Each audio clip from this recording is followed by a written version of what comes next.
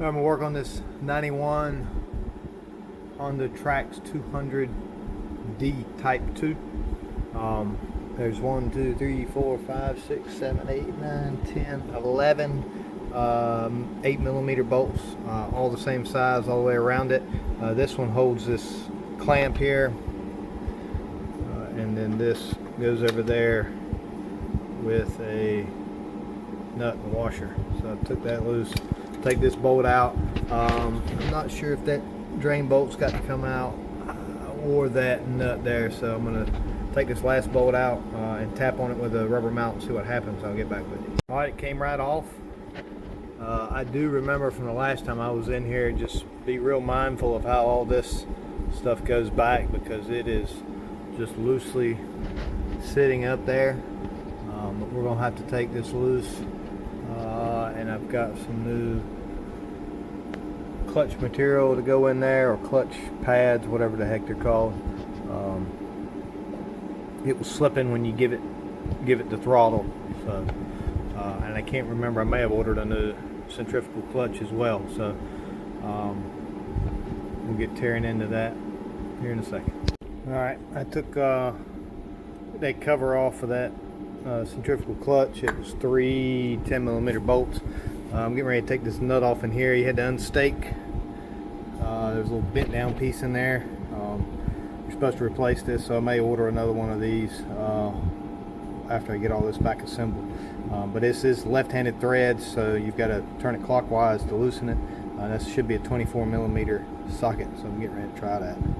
That nut buzzed right off. There's a spacing washer, thrust washer, whatever you want to call it, in there. But that whole clutch pack assembly comes right out. That next clutch housing comes right out, but you have to rotate it so that there's that half moon shape right there, and that gear on the bottom here will slide right past it. Alright, I'm going to remove these 4 bolts. I believe they are 10mm, yep.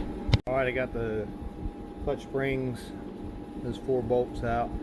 This is a 22mm. You have to unstake that little divot there. I'm fixing to buzz it off. I'm assuming it's left-hand threads. The book didn't mention, or excuse me, regular threads, so turn it clockwise, counterclockwise to remove it. I hadn't seen anything in the book that says otherwise. So yeah, so that nut came right off. It is a normal thread, so turn it to the left, comes right off. There's supposed to be some type of clutch tool you're supposed to hang on to this with. I just wedged my fingers in there and held on and buzzed it off with a little 3/8 impact there.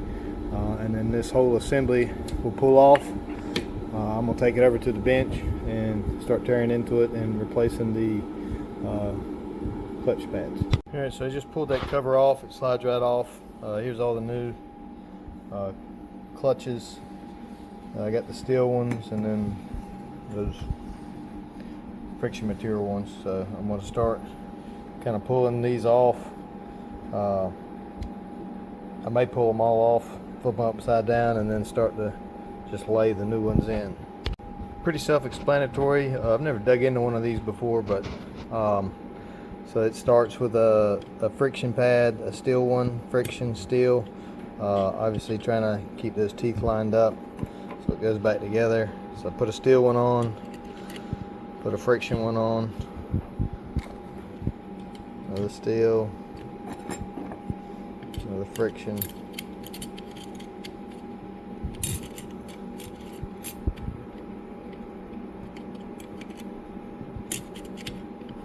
alright. So these look, I don't know how they look worn. I would assume if you didn't have these little gaps in there, it would be flush, and they would be where you could tell they're worn, where they're not grabbing. These steel plates obviously don't have the little dimples on it like this one does, so they may be worn. Like I said, it was kind of slipping, and I figured while I was draining the oil and cracking one half, might as well crack the other and see. So it looks like the last disc will be a friction disc, so it starts with a friction disc, ends with one as well. Got them all back in and got this cover back on. Had to wiggle a little bit, obviously, to line up all those steel rings on the inside. But yeah, so she's ready to go back in. I'll take a picture or take a look at the book. It's got some torque specifications, obviously 9 foot-pounds, 68. Let's see what this one is.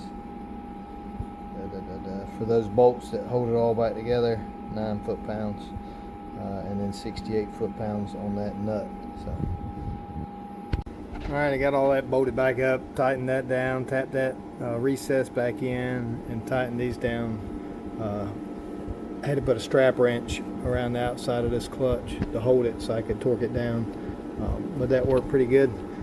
So now I'm just going to get this centrifugal clutch back on. All right, slid that clutch housing back on and put this in. I had to kind of rotate it and tap it a few times to get it to seat fully. Don't forget that washer that goes in there, and the new nut with and stake that tab down. Remember, this is opposite thread, so to tighten it you'll turn it left. All right, so I got that nut, washer torqued down, staked down, put the cover back on. Now I'm fixing to put all that junk that was there back on. All right, I put all that stuff back on there. There's a spring back here, so make sure that goes back on like it's supposed to. I'm gonna get the gasket on, and I'm gonna slide the cover back on. All right, well, I got the cover back on, tightened all down to 7 foot-pounds all the way around it. Don't forget to put that little clip holder thing there for the reverse, and then of course there's a washer and a nut that goes there, and then put the oil back in it, and it should be good to go.